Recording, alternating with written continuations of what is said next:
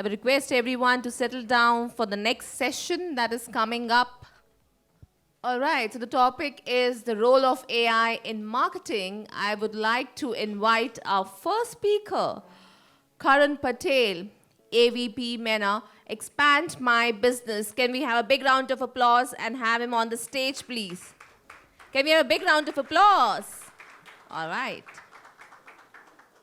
Our second speaker, Balaaji Vaidyanathan, Director and Head Marketing, CEEMEA from Franklin Templeton. Can we have a big round of applause and have him on the stage? Yashasvi Vats, AVP and Head of Partner Marketing, JioCloud, Geo Platforms Limited. Can we have a big round of applause and have him on the stage, please? And the moderator of the session, Adam Roosevelt. He's the chairman with the Roosevelt Group of Companies. Can we have a big round of applause and have him on the stage, please? Okay, well, let's just maybe give one more round of applause for the esteemed panelists.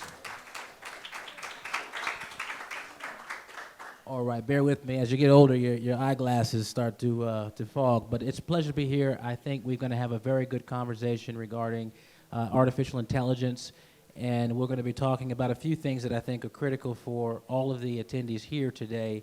But I want to start with Karan, okay? You come from Expand My Business. You're doing a lot of great work and providing digital solutions, and one of the conversations has been artificial intelligence and its impact on creativity, especially for those who are trying to move quickly.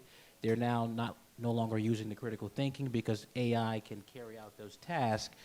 Do explain to us how, you're using AI in form of creativity solutions. Sure, thanks, Adam. I would like to actually explain it through an example, okay? We all speak about AI, how it is benefiting the world, how fast it is actually moving down. We are currently doing a POC for one of the fastest growing F&B brands in the world, which their ethos is based on how human you actually can be. That's Starbucks. Okay.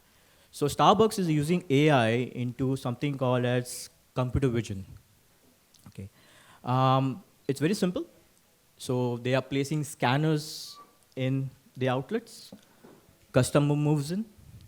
The scanner actually picks up the customer profiling based on 17 to 18 attributes. That could be male, female, the facial expressions, whether it's a repeat or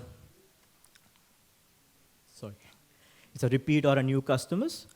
And based on the profiling, the ads are served on a real-time basis. So there are screens within Starbucks that will actually serve you ads based on your profiling. For example, if you are a guy who likes Americano, it will actually welcome you. Welcome, Karan. Would you like to go in for your usual? That's Americano. And it becomes more humane on that front. That's the ethos, right? And the best part about it is imagine the amount of data you accumulate on a daily basis. So there is no more the POS part where you actually go, scan your QR code, you become a loyal member of it, right? They put your name onto the mug saying that Karan, your Americano is here. But everything is data-driven in real time. And based on that, the ads are served, and it is actually targeted at the next level. Nice. I think that's important, especially from the F&B perspective. It is thousands of applications of leveraging data for personalization. So this is extremely interesting. I didn't know that myself, but that's a very good point. Let me move to Yashasvi, who's the AVP and the head of marketing for JioCloud. I'm very familiar with the cyberspace, so this is a very unique conversation. But I would like to know, how are you leveraging AI right now for marketing as you have a platform, you're in the cloud infrastructure perspective. So if you could share with the audience how you're leveraging AI, particularly for the marketing. So our company is basically known for its consumer business. We are the largest telecom providers in the world. We have about 750 million users there.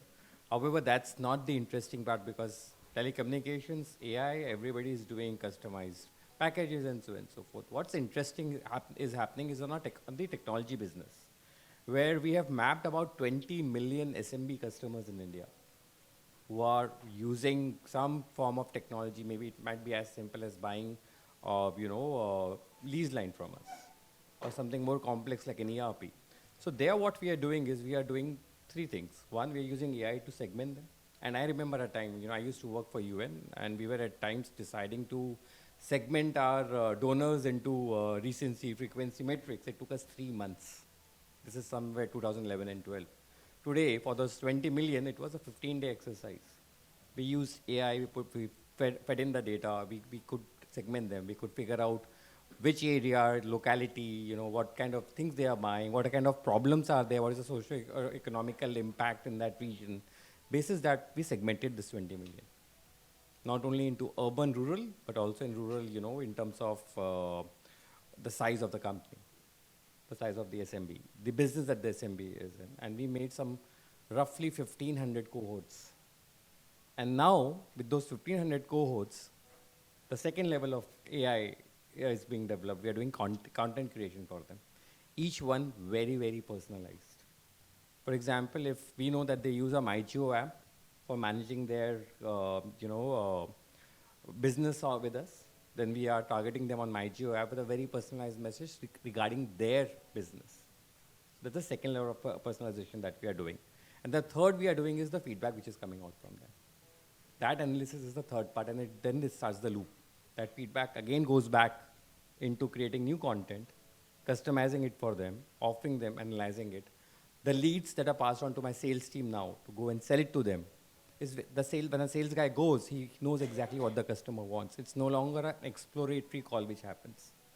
And that's the power of AI that we are using in a B2B business, which is in a normal scenario far more. We talk about AI, generative AI, but it's all B2C, B2C, B2C.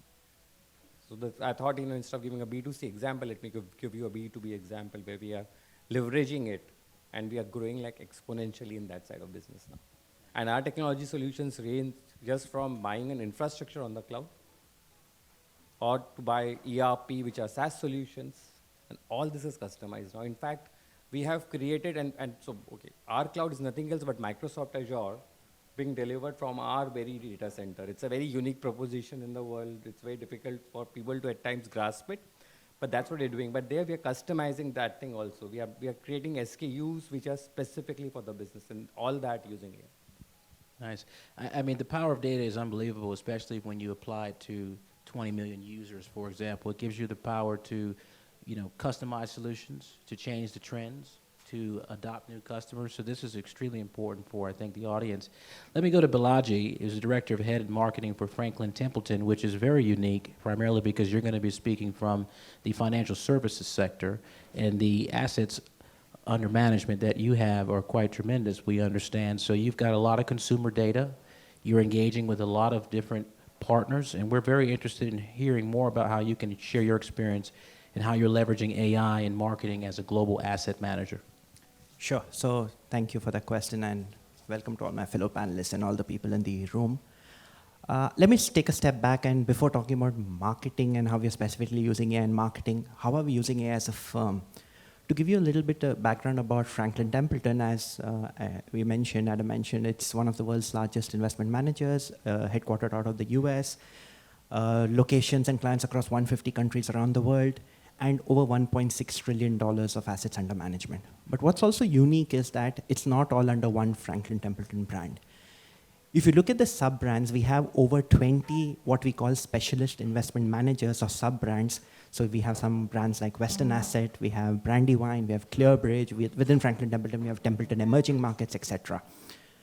The core of what is important for all investments are two things. One, the investment processes, and two, the data which goes behind all these investment processes, the transactions. Imagine on just a theoretical basis, I could have one specialist investment manager brand in the equity segment, say, let's buy NVIDIA stock. At the same time, I could have another specialist investment manager also selling equities, but totally unrelated because they follow their own investment processes, they're independent, say, short NVIDIA stock. Sounds good. You've got independent investment managers doing their own thinking. But consider this, that if someone's looking at it at a brand level and saying, why are two of my brands within two different regions giving opposite views on the same stock? And sometimes that could create issues. Sometimes that could create contradictions. So at a firm level, the biggest challenge we've been facing, and we did this large integration 3 years back where we went through one of the largest mergers and acquisitions in the history of the asset management industry. We moved from 700 to 1.6 trillion. So from 700 billion to 1.6 trillion of assets. And with those 19 brands, today we've actually launched a project where we're integrating into a global software called Aladdin, which is actually a proprietary software of BlackRock. And with Aladdin, the whole idea is to take all this massive data, all these investment researchers, which everyone's doing at these 20 different SIMs, picking it all together, getting it onto a common platform. Using all that data, and with the help of AI, how could you integrate your investment process? Yes, there will be independent thought processes where you might have contradictory views, but is one even aware of what the other one is doing? So for me, I think at a firm level, the role of data and using AI to resolve the amount or the quantum of data that you have is one of our biggest projects. Unfortunately, it's not going to take 3 months, like you said, or 15 days. It's going to take us over 2 years to do this. This is a huge integration because you're letting go of all your existing legacy systems, moving onto a common platform. But trust me, if you were to ask me a decade back, would you be able to do this? Or even 5 years back? I sincerely doubt it because we would not have the capabilities, we would not have the ability to look at volumes of data, see how we can integrate AI into making all of this easier. So at a firm level, that's a very broad view of what we are doing. At a very core marketing level, I think we've also now started understanding that, hey, we need to integrate AI into some of the work we're doing. I'll give you a couple of simple examples. The core of what Franklin Templeton does is investments, right? So obviously we have 19 SIMs or 20 SIMs, as I mentioned, churning out investment content, because what is it that we are all looking at is thought leadership. What are our investment professionals speaking? What is their opinion or outlook on markets? Markets are falling, what do you feel? Markets are rising, what do you feel? And we generate volumes and volumes of content. So just to give you an example, if I were to look at the amount of content the SIMs generate on a monthly basis, we probably have thousands of thought leadership papers coming out. Now, as a marketer, your job is to figure out what's the best content from there, what are the ones you need to use, and depending on the client you're using. So we go across B2B, which is financial advisors, banks, etc. B2B2C, because end clients have to read that content, plus we have our social network which reaches out to end clients, and we have institutional, which always looks for more sophisticated content. So we've integrated the use of AI to help us generate content which can be easily understood and consumed by each of these relevant consumers. For example, one of the things we're doing right now is rolling out Writer, which is also an AI-related software, where I could go to Writer, pick up one of the most complicated thought leadership pieces I have, which could be 50 pages, 20 pages, 100 pages, upload that on Writer. Talk to Writer and tell Writer through, you need the right prompts in all of this. Please note that. You just can't go and do anything. And that's very important. Probably one of the other panelists would touch upon later. I would ask Writer, develop for me the top 10 speaking points from this content paper. Or develop for me an emailer which should go as a covering note for me to cover for this paper. Or develop for me 5 social media posts which will talk about the 5 key points from this. And with the help of Writer, by the way, for example, I could also say, give it to me in 8 different languages, because like I mentioned, 150 countries, we do have that issue of going across languages. So I get a Polish, I get an Arabic, I get a Hindi, I get multiple languages. And this is something we've been doing for the last few months. We're testing it out. The best part with AI softwares like this especially is, as you grow, and we're doing it at a firm level, so everyone is able to put in their feedback, put in their suggestions, put in their prompts at a central repository level. So as a firm, we're using a common software or a tool, we're learning together and using that learning together to keep improving. And over time, with examples of places like Writer, for example, we will develop a common Franklin Templeton style of talking and a style of presenting, which will build up. So long story short, both at a firm level, what we're doing, which is a large investment process, and at a marketing level, a very simple example. Well, I'll just quickly recap those points so the audience has the takeaway. Essentially, developing theme of voice and having consistency with the brand voice, which is critical, multi-languages, which I think is very helpful. So for a large financial institution, that could be very helpful to optimize on time, cost, and accomplish those objectives. So that's really good input. Let me go to Karan, back to you. So this is for everybody, I think, this next question, but I think we'll be able to provide a lot of value from your thoughts. So now with all this data and giving AI access to our data, I mean, now we may have personal data, we may have medical data, we may have all this information that now AI has access to. So from the consumer perspective, data privacy, data protection is critical. So how can brands ensure ethical use of consumer data and maintain trust while using AI, while they're personalized marketing, and then while they're also still trying to boost engagement with the content? Sure.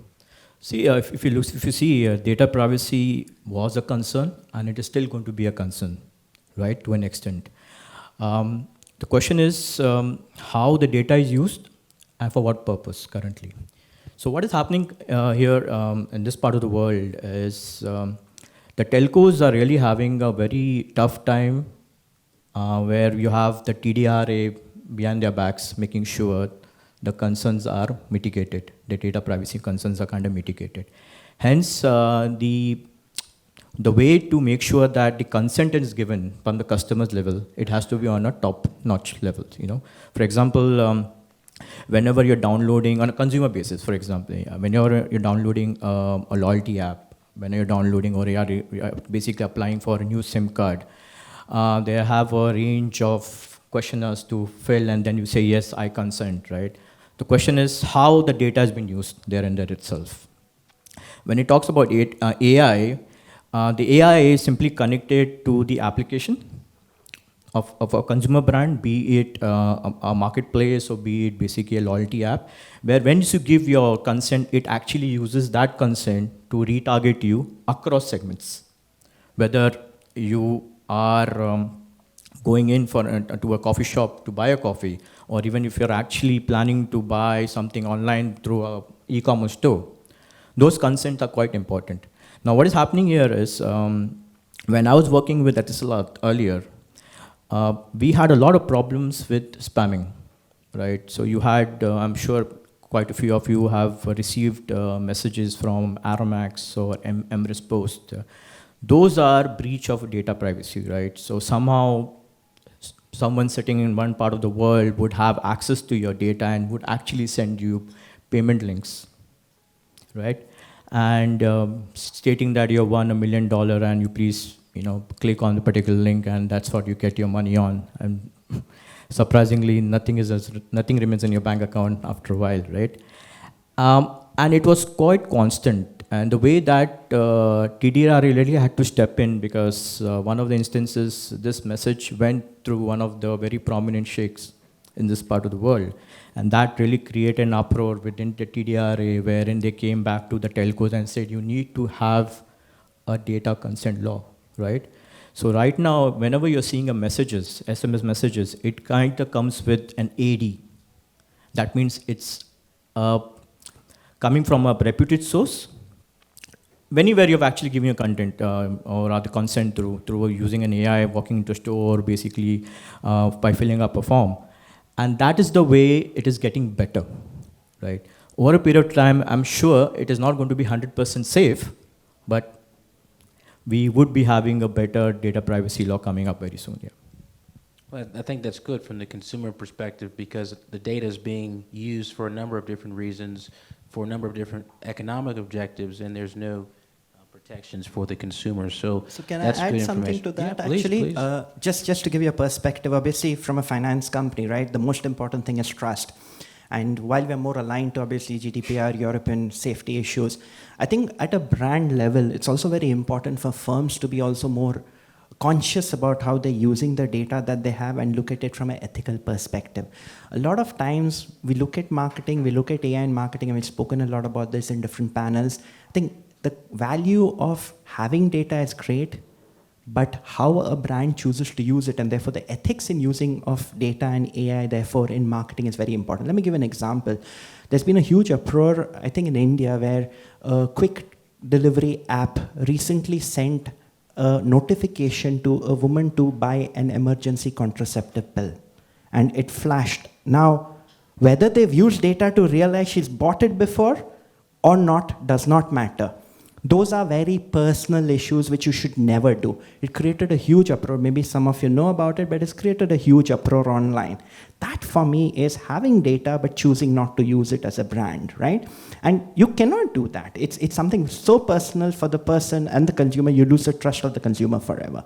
So I would say that data is great. There are trust issues, there are breach issues, but it also falls upon the brand to use that data in an ethical manner and in a responsible manner, which all marketers need to take note of. Well, how many people in the room have always wondered when someone marketed to you, whether you're on Facebook or scrolling, and then you see that one ad? This is exactly the type of conversation we're trying to expand on, because it's privacy. So the data that you have that's personal, has been exchanged with third parties, and then you're getting that advertisement. So now with the advent of AI, how will our lives be impacted? This is a very important conversation about data privacy. But let me go on to Balaaji here, and we'll talk just a bit about it, the next question, hearing from the colleagues. If you anything you want to add, please do. But let me ask you this question. So given the large and diverse region that you're working in right now, multiple counties, different languages, how are you using AI to help market to your clients from different diverse backgrounds? That's a question for me, right? Yes. Okay. Okay, so we are doing it in a very unique manner. One, and I would actually like to first continue the last thing, and I want to add how we are using some bits of privacy here while we are doing this. One, with AI, I actually think it the other way around. You can actually protect privacy a little more with AI if you have the right firewalls, the right kind of accesses in place. There's data privacy, and there's also PII, the personal identifiable information. Using AI, you can actually put a Chinese wall in between the two with the right access, which means I might have know the intent, but I might not know the person. And I can use that to keep the privacy intact. That is one part. Now coming back to the question, the second and how we are doing it. In our sense, one, we are actually customizing local language. We are enabling my end user sales guy to talk in the local language with the local messaging that is there, one. Two, even the way we are advertising. Now we are using, of course, so I don't know, people who are from India, they would not see a lot of Jio ads in the, when you walk, you'll find Airtel, you'll find Vi, you'll not find Jio ads. And it's a very strategically thing that we have done there. We are actually using AI to reach out to our users. We have our own chatbot. We bought the largest chatbot company in India known as Haptic a few years ago. And we use this Haptics engine to actually target people using WhatsApp. And we send a very personalized language message.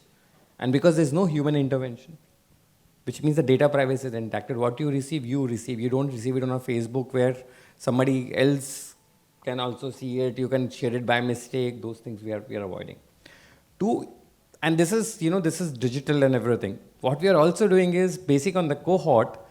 We are not putting a hoarding, but in remote villages, remote places, we're actually painting walls. Local messages, problems of that area. For example, let's say there's a small village in Himachal, which is where there are companies which go there to procure apples. And that's an apple, production area. So there the messaging talks about how, you can use supply chain technologies from Jio to run it. And it's not there on anything. It's plain on a wall that we would have taken, not even a hoarding. Again, and it's not personalized to maybe an individual there, but it's personalized to a region in that sense. And that's the combination we are using when it comes to messaging. And on the other hand, when my sales guy goes, he has the information on his phone, and that is very personalized to the guy. For example, if he's coming meeting Adam, he would know what you have been using, what kind of internet you have been using, what's your consumption pattern, and using other sources, you would also know, maybe the technologies that you're using on the site, and he'll messaging to you would be according to that. No, thank you very much. I think we're coming toward the end of the questions, but let me just ask one last question that maybe we can give a point of advice to the audience. So let me go to Balaaji.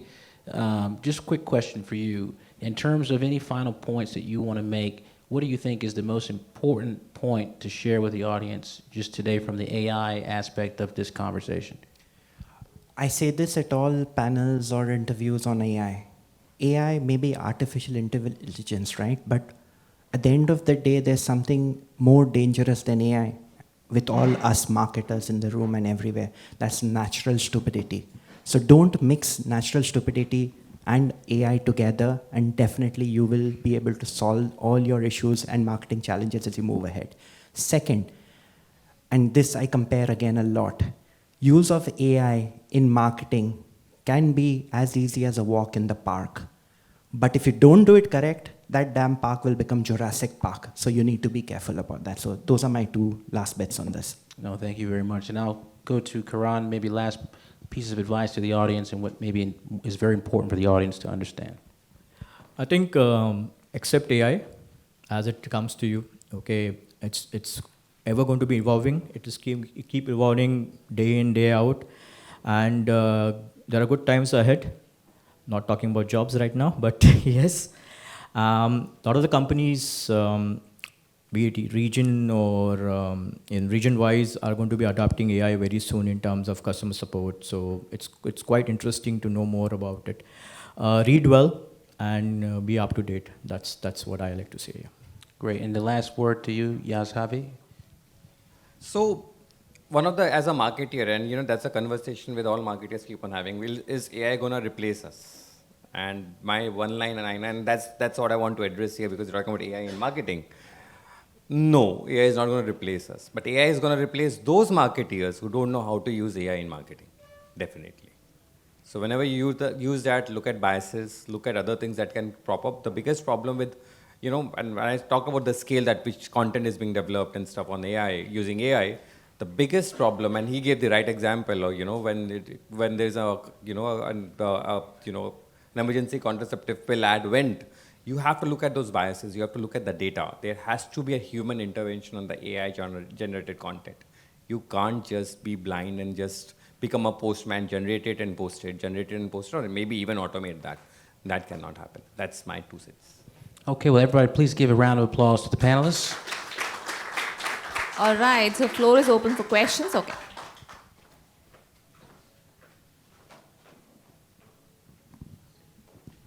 Hi, Balaaji. I thought you're not allowed to ask me a question, Udisha. Why I am allowed? Okay, so yeah, so Balaaji, I think very good point what you said, and we are fintech buddies, so we obviously generate a lot of content on a daily basis. You said that you generate to the tunes of thousands. While I understand you're using generative AI for generating loads of quantity of content in a very short span of time, but it's ultimately generating. Okay, how do you manage monitoring? When I say AI can make mistakes, right? It can make mistakes when you are literally doing that at scale. So how are you mitigating that issue? Because that is a perpetual issue that I guess a lot of people are facing. That is the first part. And on the second part, I'd really love for you to share maybe 1 or 2 learnings of, this entire exercise that you've been using, say, generative AI, and then how, things have changed in your organization since the time you have probably started using AI for all this, for your content needs. These are the 2 parts. Great. Actually, I can do that because I have good example for the second one. But to the first one, let me rephrase. I'm not going to let my fund managers or investment writers go out of a job, so they still need to generate those thousands of papers of content. I think what our role as marketers is to see how to best leverage all the content which is there using data and AI, and that's what we are doing. Mistakes can happen. You might send out something. So I'll just be candid to say that because it's a large region, there are sometimes very regional nuances of what I can use in this region, I can't use in another region. Therefore, we learn over time. And you have to be very candid as a marketer to say that if you don't set yourself up for failure, you'll never succeed. So I believe and follow that, and as a global firm, also we believe in that. So I think you keep learning over time. They generate content, and like I said, when you use a software like Writer, or when we're integrating it all across the different parts of the firm, Writer is self-learning. So it understands the sort of tone of voice you need, it understands what you need to do. So I believe over time it will get better. And therefore, at this stage, our monitoring is much higher than probably what we would do 6 months down the line, 1 year down the line, when you know that you can let writer-generated content a little off the hook. Your second question, and I have a very interesting example. In my region, which is EMEA, we have multiple languages, and English is barely spoken in various other regions, right? So we have to generate content across at least 10, 15 different languages. We have all these fund manager videos, which are very important for all our advisors and clients to watch, because they provide the latest outlooks. But problem what happens is when you get a video from a fund manager, it's in English. How do you then make sure that either you translate it across languages, or you reshoot it in each language that you need, or the worst, you put a voice where the fund manager is speaking in English, but you dub it, which is probably the most, in today's world, horrible experience. So we actually tried to figure out as a marketing team how to solve this, and there's a software we came across called HeyGen. Now, HeyGen is a very unique video software generator. What we could do is, we took one of these videos as a test case, which was actually on technology. So it also fit in, and we spoke about it, that how you used AI to create it. And using HeyGen and one of our own, something called DeepL, which is one of our translation softwares which we use internally, we merged the two. And HeyGen gave us an opportunity where the fund manager's video was translated into 8 different languages almost overnight. But most importantly, it felt like the fund manager is actually speaking. So we had to use something about creating an avatar for the fund manager. Once we were able to create the avatar, upload it into HeyGen, upload the translated text, that fund manager, who couldn't speak any language other than English, today was speaking in Polish, German, Italian. This is what I want to tell you as a role of a responsible marketer, which we spoke about. We were very clear that when we sent this out, we pitched it to say, hey, how we are using AI and how it's very seamlessly integrating into technology. And each of those videos carried generated by AI. And I think as a responsible marketer, all of you must ensure that if you're using content in any form generated by AI, you need to mention that upfront in your communication, which a lot of people don't do, unfortunately. So with that, we reached out, cut timelines, went across multiple languages and countries, and most importantly, client gave us great feedback on these videos. So that's how we've done this as an example. Sorry, just a quick follow-up on that. So generative AI is your maker. Who is your checker? Or do you have another AI for checking? The biggest risk in this world is when two AIs talk to each other, you know. And that's what I always worry. When people would say, hey, we're giving you Microsoft Copilot, write your emails with this. And then I would tell them, but what if someone on the other side also has Microsoft Copilot and is reading the same messages and sending it back? So I believe that's where the role of marketers come in. And that's why, like, you know, you mentioned, I don't think we can lose our jobs, because at the end of the day, some amount of creativity, some amount of what I call hygiene and sanctity, and taking it ahead is what the role of the marketer will continue to be. So we have to do it. If we think that it's going to replace our jobs or give us all that 100% time, I don't think that's going to happen, but it's going to help do that. Let's add one point just for the audience to appreciate this. There's what's called a second reviewer, and the human is the second reviewer. So essentially, even if you're doing long-form content, then you should still be reading that content. There have been litigation cases over this where lawyers have been using AI, and those particular citations or references to the law have not been correct, and they have presented that to a judge. Come to find out that AI was wrong, which means that they've not represented their clients, and they've got a responsibility to do that. So I definitely will make sure that everybody who's using AI, to make sure you have a second reviewer. Any time for any more questions before we wrap up? Adam, just to add something to that. Washington Post, you should know better, you come from the media background. They are quite open to state that they are using AI writer, ChatGPT or let's say copy.ai, to create or write smaller articles. But then it's the work of the editor to humanize it, right? Be it your SEO problems or be it the organic scoring. But that's something that I wanted to add to that factor. To yes, second layer, human. I totally agree on that part. I'll just add one more thing here, and you know, I agree to both of them. You have to, for example, I was booking some hotels on Agoda. On the content, it says generated by AI, and that's very, very important to tell your audience. One thing which you are missing out is the input. the prompts that you're giving for generating AI, you have to be very, very sure to even prompt things that you don't want it to generate content on.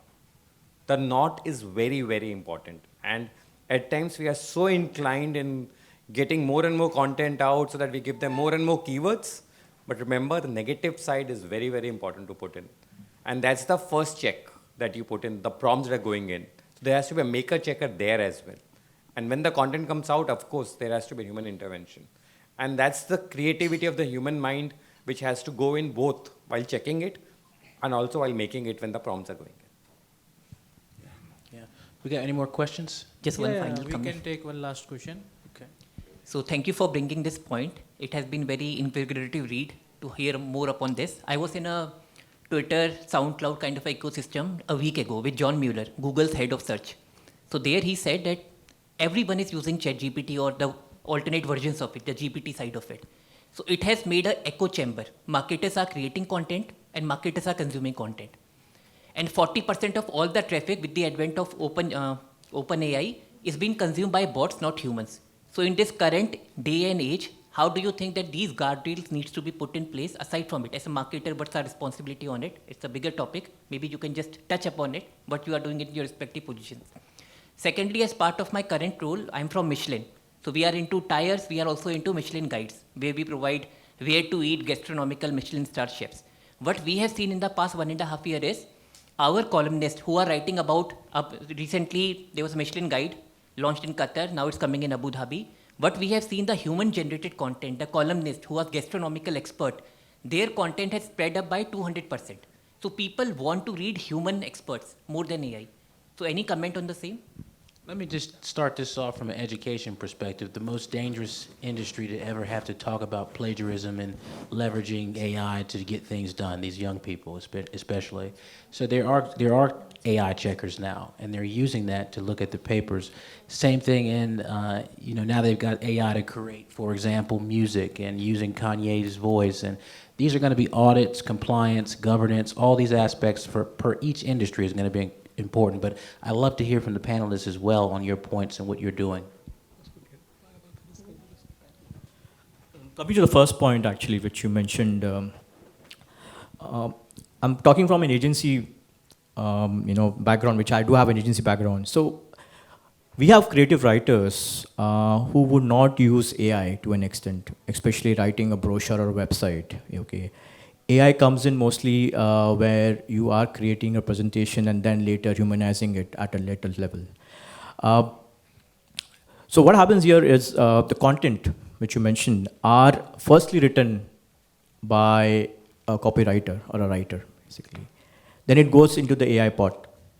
And thereafter, there is AI that will humanize that bot itself, the content. And the third layer, the fourth layering is again goes back to the copywriter in terms of making sure the content is quite relevant to that factor of you're using it for any of your purposes, be it a website or writing an ad copy that way. Yeah. So yes, it's a ethos of an agency not to use AI because AI would not definitely work well, especially when you're working with an SEO expert. I think there's someone sitting in front. Google is quite smart to in fact, know exactly if the content is written using an AI or it is humanized. Yep. I can just say one thing, and this is something I've been reading at a broader level. So forget all the bots, forget everything else. What AI should be doing is the laundry, the dishes, and the cleaning. And we should be having the time to do the relaxing, the reading, and the creative outputs. Unfortunately, the opposite is happening. And that's a generational challenge which we all are facing. So till that gets resolved, we could have all these conversations, but there'll always be one AI talking to other, or even in the past, it's always been bots. You've got those 1 million likes on Insta, but most of them are bots.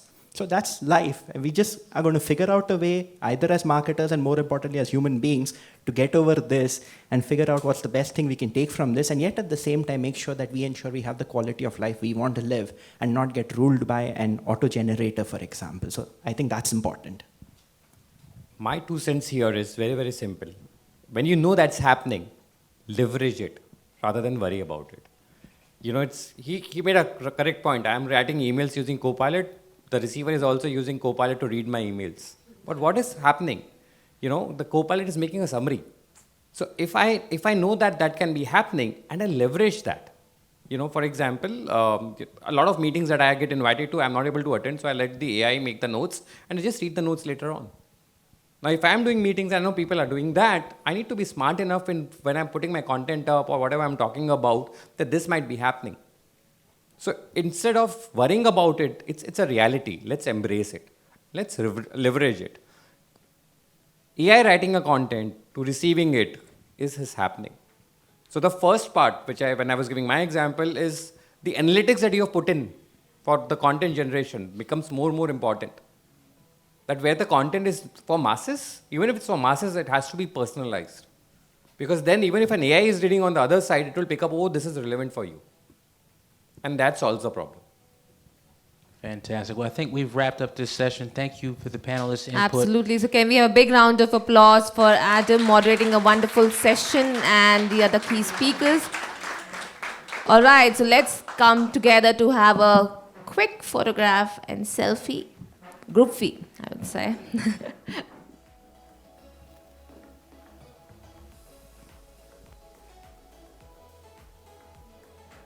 So I will ask Mitali to present certificate of participation to Karan Patel first.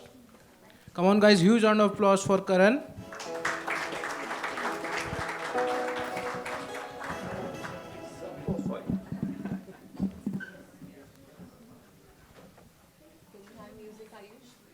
Can we have music?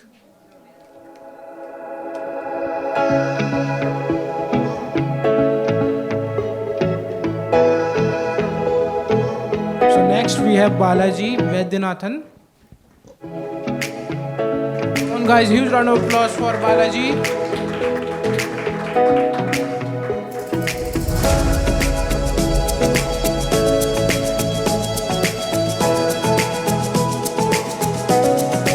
Next we have Yashasvi Vats. Come on guys, huge round of applause for Yashasvi.